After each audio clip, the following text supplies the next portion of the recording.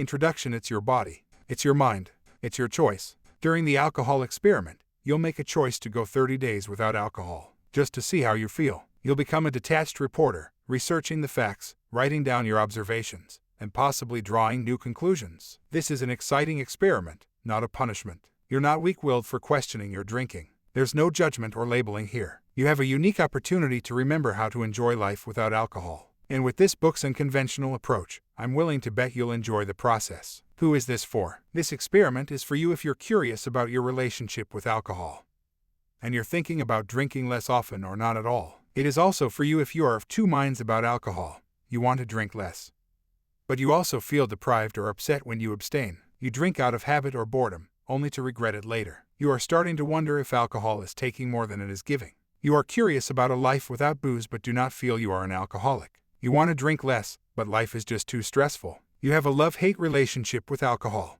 and find yourself setting limits and then breaking them when happy hour rolls around. You have tried to cut back or stop drinking using willpower alone and found it ineffective. You fell into drinking more than you ever wanted, without making a conscious decision to do so. You can stop drinking for a few days but find yourself feeling deprived. You are ready to regain control of your drinking, your life, your health, and your happiness. You are looking forward to feeling great on Saturday night and Sunday morning. You are ready to be your best self, get in shape, regain your self-esteem, and change your life. It's not for you if you have a strong physical addiction to alcohol, if you are physically dependent and suffer from serious withdrawal symptoms, such as delirium tremens or hallucinations. When you attempt to stop or cut back, this book may help with your emotional and psychological addiction by changing your perspective and erasing your desire to drink. However, I am not a doctor, and alcohol withdrawal can be extremely dangerous. You should seek professional medical assistance so your detoxification is medically supervised. Is life better without alcohol? That's up to you to decide. My own experience with this experiment proved that, for me, life was absolutely better when I chose not to drink. However, your experience might be different. It's your body. It's your mind. It's your choice. I'm simply inviting you to open your mind to the possibility of making a different choice and then encouraging you to see how it changes things in your daily life. It's 30 days, not forever. Many people ask me if they will have to give up drinking forever if they try the experiment. My answer is it's up to them. My only goal is to offer you a shift in your perspective and to show you some of the neuroscience behind why you might be drinking more than you'd like to. You might go back to your regular drinking habits after the 30 days. You might drink a bit more mindfully. Or you might decide to give it another 30 days just for the heck of it. You might also decide you feel so good you never want to go back. Whatever you decide, I'd love to hear your experience with the experiment.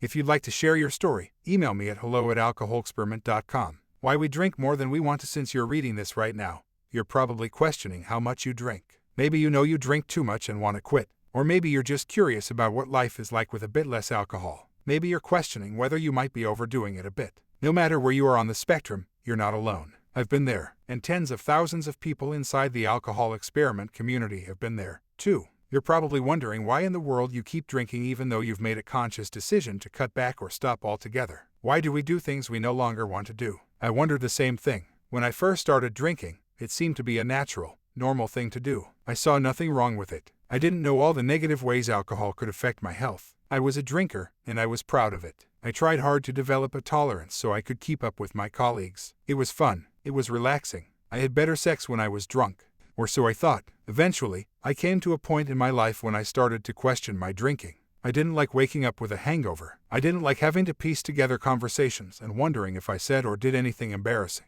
I wasn't even enjoying myself anymore. I could drink 2 bottles of wine and not even feel it because I had such a high tolerance. So I made a conscious decision to stop drinking. And I thought that would be it. I just wouldn't drink. Easy peasy. Sound familiar? If you've tried to give up or moderate your alcohol consumption in the past and failed, I want you to know it's not your fault. There's something going on you're probably not aware of. And once you understand it, your eyes will be opened and you'll be able to undergo this experiment in a meaningful way. It won't be just another failure of willpower. To understand what's going on, we need to explore a concept called cognitive dissonance. Cognitive means the way you think, and dissonance means disagreement. So, cognitive dissonance is when there's a disagreement in your thinking. Well, how can that be? You've got one brain, right? Actually, your brain has many parts, and they can come into conflict with one another. But what we're really talking about here is your conscious mind and your subconscious mind.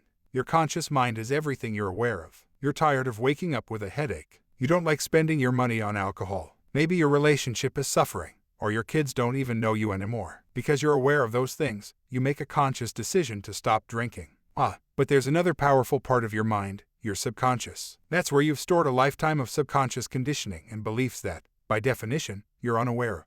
Our subconscious mind controls our emotions and desires, and society's attitudes about alcohol are programmed and fixed in our subconscious minds by the media, our parents, our friends, and our role models. We don't consciously adopt these beliefs. They are imprinted on us. Take, for example, the belief that drinking helps you relax. That's a belief you formed a long time ago after careful observation and experience. You weren't born with this knowledge, but you watched your parents drink after a long day. You've seen movies and TV shows where characters drink to relax, and you've experienced it yourself and found it to be true. So you formed a strong belief that alcohol helps you relax. Here's the thing about subconscious beliefs. They're not always true. We form our belief systems when we're very young, and sometimes we'll carry those beliefs our whole lives without ever questioning them. Most of the time, this is fine. The sky is blue. Ice is cold. If I fall down, it's going to hurt. Cognitive dissonance happens when one of our subconscious beliefs disagrees with a conscious desire or decision. If I believe alcohol helps me relax, but I've decided not to drink after work anymore, that's a problem. Part of me desperately wants a drink to unwind after a long day, and another part of me doesn't want to overdo it and wake up with a hangover. There are two conflicting desires. Cognitive dissonance. To drink or not to drink, that is the question. This is one of the reasons we continue to drink more than we want to even after we've decided to cut back. This is why willpower doesn't work in the long term. Merriam-Webster's dictionary defines willpower as energetic determination. That means it takes energy, conscious thought, and effort. This is especially true when you are trying to stop doing something that you believe provides a benefit. We don't have to exert conscious effort and energy not to drink something we believe is bad for us if we see no benefit in it. For example, there is no effort involved in turning down a glass of motor oil. If you believe, even subconsciously, that alcohol provides a benefit, you will be exercising willpower to cut back or avoid drinking. The problem with willpower is that since it is energy, willpower runs out. And if you use your willpower on one thing, like being patient with your kids or paying attention during a boring work event, you will have less willpower to use when you try to turn down that next drink. That is why I say we need to get out of the willpower game altogether. Until we resolve the inner conflict, we cannot hope to succeed. Let's pretend we're trying to avoid sweets because we're trying to lose weight. Yet someone at the office brings in a big plate of freshly baked cookies and we mindlessly grab one and eat it. Okay, who are we kidding? We eat like 3 cookies. Bam! Dissonance. Your brain doesn't want to eat cookies because you're on a diet. But you did. There's an internal conflict. Our brains immediately try to restore internal harmony in a few ways.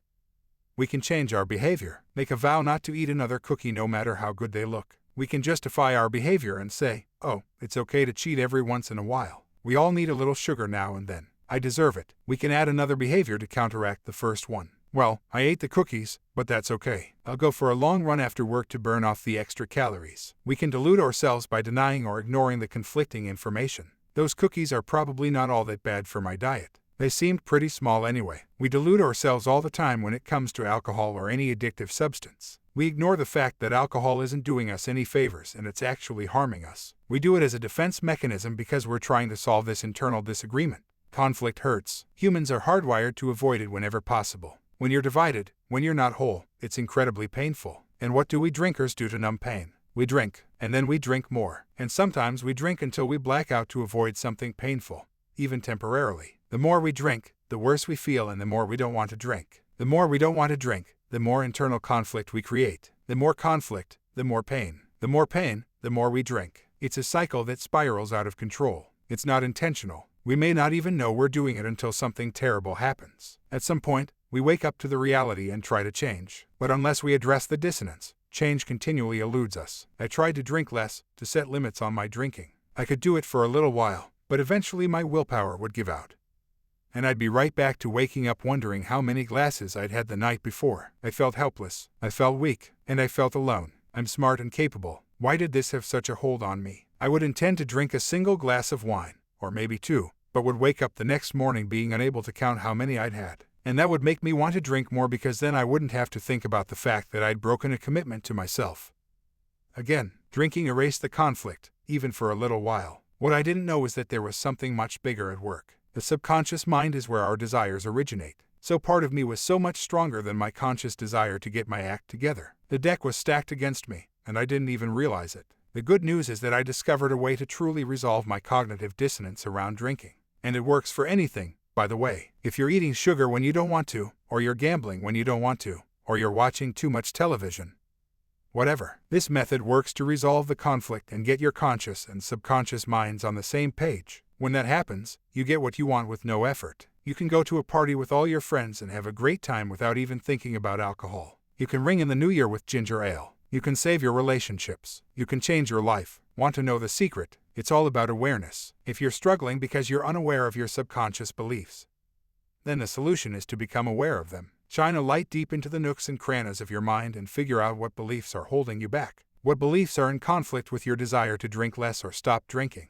I've developed a proven, scientifically based process to do exactly that. The process is based on a technique called liminal thinking, created by the best-selling author Dave Gray, and the work by author Byron Katie. The liminal space is the area between your conscious and your subconscious, or subliminal, mind. The technique I've developed is called ACT, awareness, clarity, and turnaround. You're going to become aware of your belief by naming and putting language to it. Next, you clarify the belief, where it came from and how it feels inside you. Finally, you will turn around the belief, coming up with a few reasons why the opposite of your long-held belief may be truer or as true as the original belief. As with many of the most profound tools for change, it is a simple process of deconstructing your beliefs by asking yourself questions like these.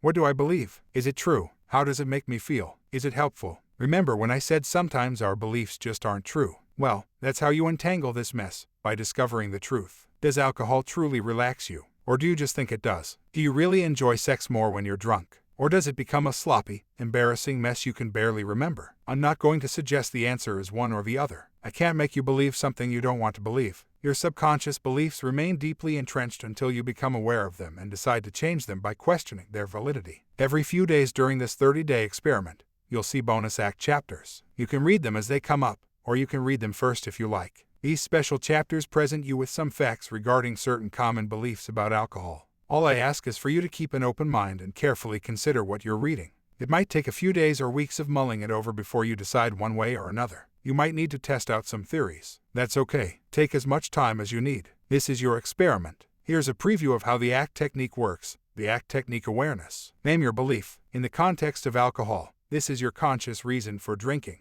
Simply put it into words: alcohol relaxes me. Clarity. Discover why you believe it and where it originated. You do this by asking questions, both of yourself and of the external evidence, and uncovering truths about your belief. What have I observed that supports this belief? Happy hour, and the idea that everyone unwinds with a cocktail after a stressful day at work. Every time I talk to my friends about my struggles, either with my kids or husband, they always say something like, "Oh, no, don't worry, I know just the thing, you need some wine immediately." What are my experiences with alcohol and relaxation? I've felt the relaxing effects of alcohol myself. After a stressful day at work, a drink seems to calm my nerves and allows me to transition from the hard workday to a relaxing evening. Then it's time to do some detective work and compare this belief with both your internal and external realities. Internally, you will ask yourself questions like these. What do I mean by relax? How do I feel when I'm not relaxed? How do I feel when I am relaxed? Does anything else make me feel the same way? How do I feel while I'm drinking? Is that the same feeling as relaxed? How do I feel the next day? Is it relaxed? Externally, you will examine the evidence. Is it true, scientifically? Does alcohol relax human beings? Does research support this belief? What do external sources say about this belief? Do they support or contradict it? And don't worry, you won't have to do a bunch of research. Throughout the 30 days of the experiment, I'll be supplying the studies and data. And finally, in the clarity step, you want to reflect on 2 questions. How does this belief make me feel? How does it make me behave? This check-in with you about what the belief is doing in your life can often provide the most clarity and motivation for change. Turn around. This is where you allow your subconscious to let go of the belief, deciding if after exploration it is indeed true for you. There are 2 steps here. First, you turn the initial belief around and find as many ways as you can that the opposite of your initial belief is true. For example, if your belief is alcohol relaxes me, the opposite becomes alcohol does not relax me or alcohol stresses me out. Now that you've stated the opposite, come up with as many reasons as you can that the opposite is as true as or truer than the original belief. Examples might include: alcohol stresses my body out.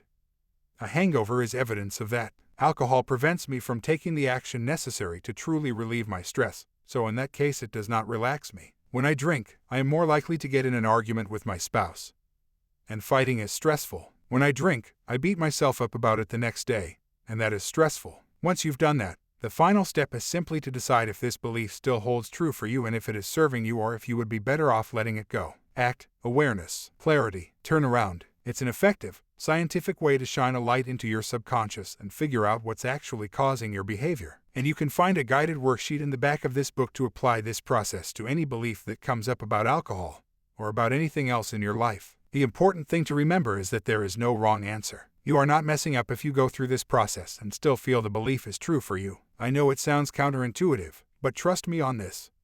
This process is about presenting your subconscious mind with information, facts, and logic. It's about shifting your mindset, and while that can often happen quickly by simply reading through the ACT chapters, it can also happen more slowly over time. Again, there are no wrong answers. Now you know there's something deeper at work here, and there's something you can do about it.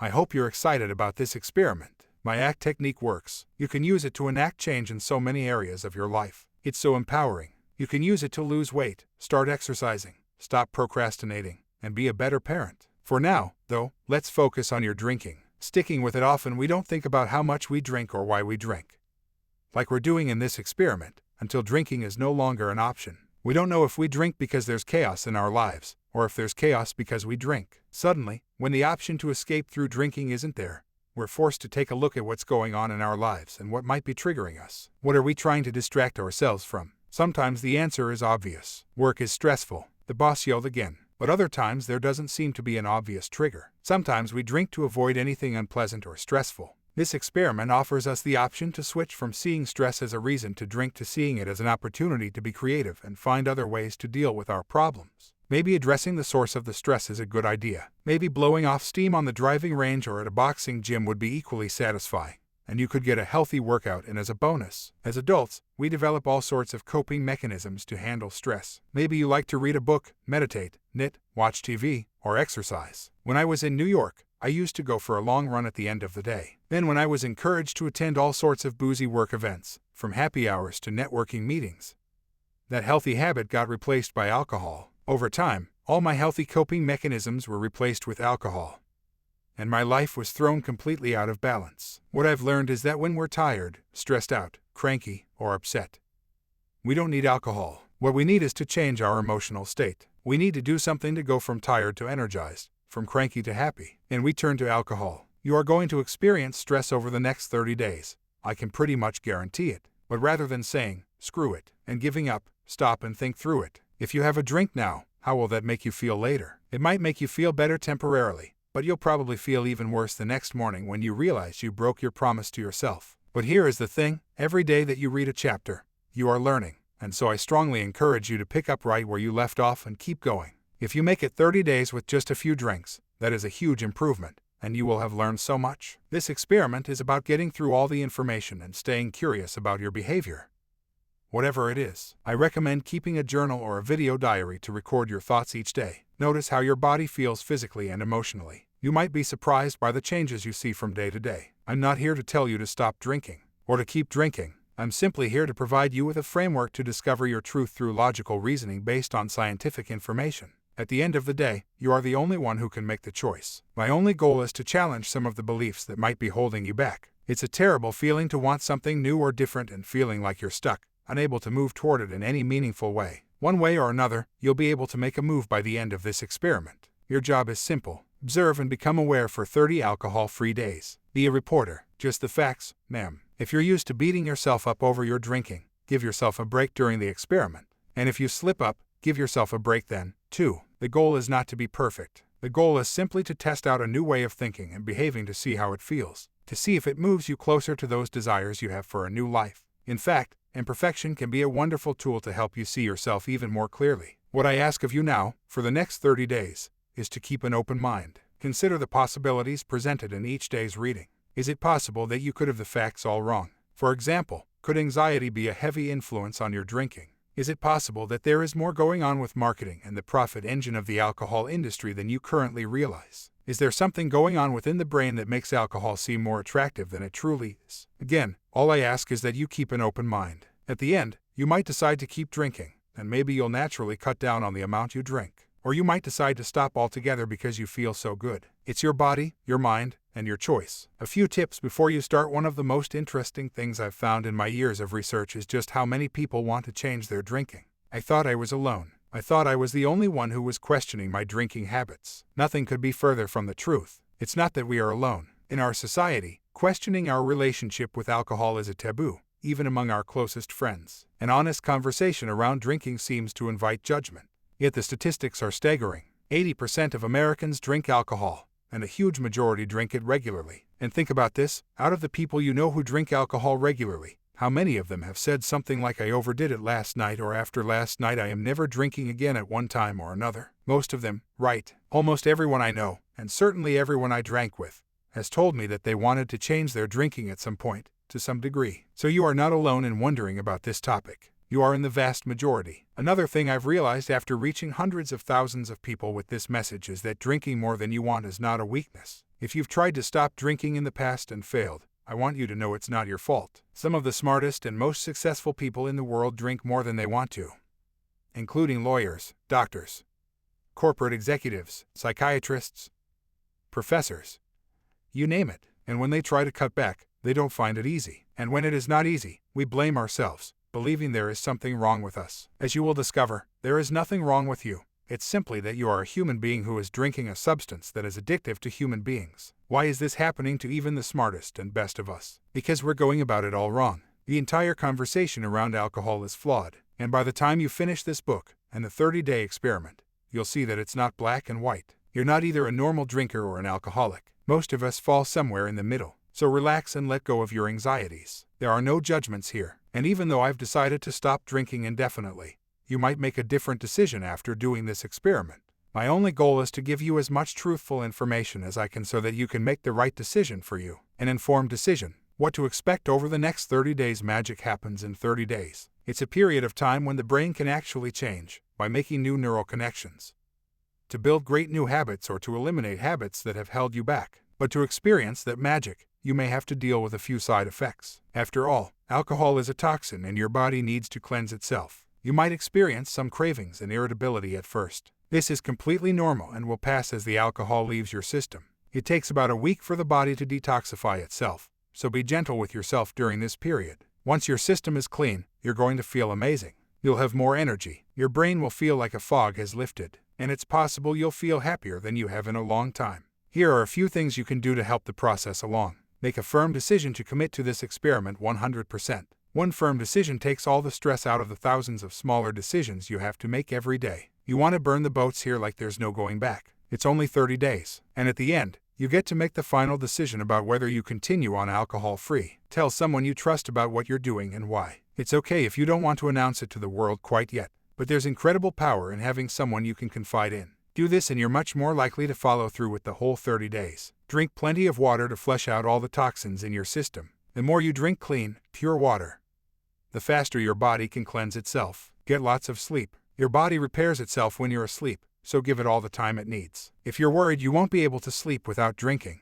we'll cover that later in the book. Get some exercise. You'll feel better when you get your blood moving. And I've found vigorous exercise to be a great way to overcome both cravings and irritability. Eat healthy foods, especially protein. Your body needs protein to make amino acids, which help elevate your mood. Start a journal. You're going to want to talk through what you learn in this book, and a journal is a great place to record your thoughts. Take a photo and weigh yourself. You might be surprised at the differences you see in your physical appearance after 30 days without alcohol. Stay social. Now is not the time to isolate yourself or lock yourself away from your friends and family. You need your social life. You need your friends. You might be nervous about going out to places where you regularly drink, but this is an experiment. You have to get out there and try it. You are experimenting with how your real life will be without alcohol. As you go along, you will be amazed to realize you don't need alcohol to socialize or have a good time. You only thought you did. Think back to when you were a child or in high school.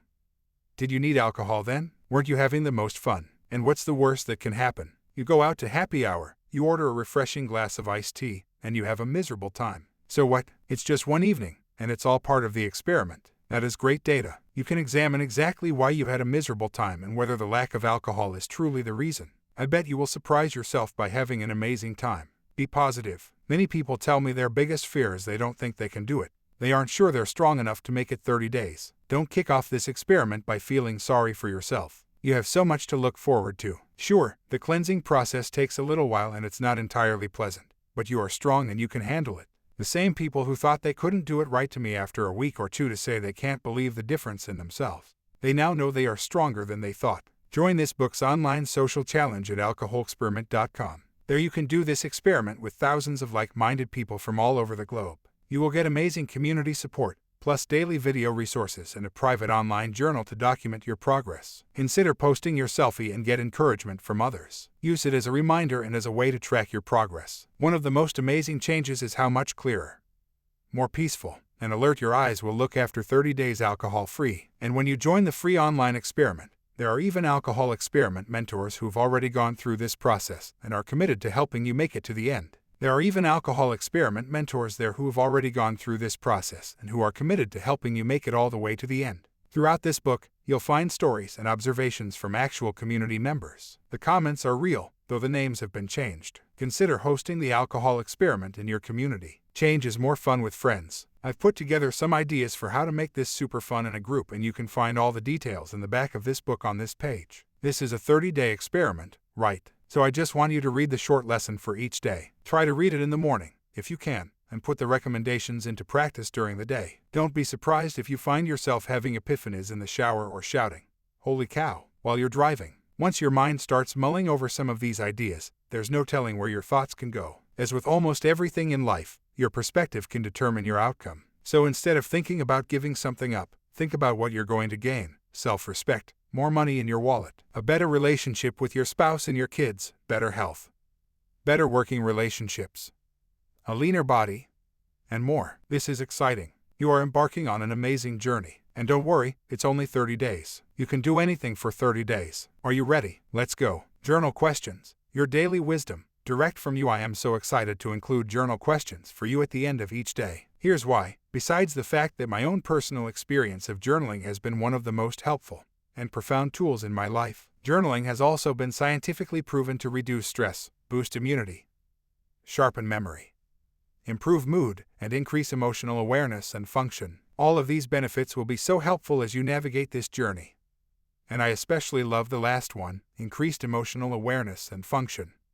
For our purpose here, as you begin to experience life without alcohol, there will be so much rebalancing on a cellular, hormonal level in your brain and body, and on an emotional level, becoming more aware of your emotional landscape and increasing your natural ability to regulate emotions with the help of journaling throughout this process will be so beneficial in both the short and long term. Yet, science aside, I believe the most important and profound benefit of honest journaling is that you access the deep wells of wisdom that already exist inside of you. Have you ever had an aha moment when something falls into place and the insight feels familiar, like it was something you have known all along but just needed to remember? I believe that journaling gives us that. And I've created these daily questions not only for the scientific and neurological benefits, but to allow you to learn from your most important teacher throughout these 30 days. You may feel some resistance in regards to journaling. I know I did. For a long time I didn't write just for myself, but as if someone was going to find it later.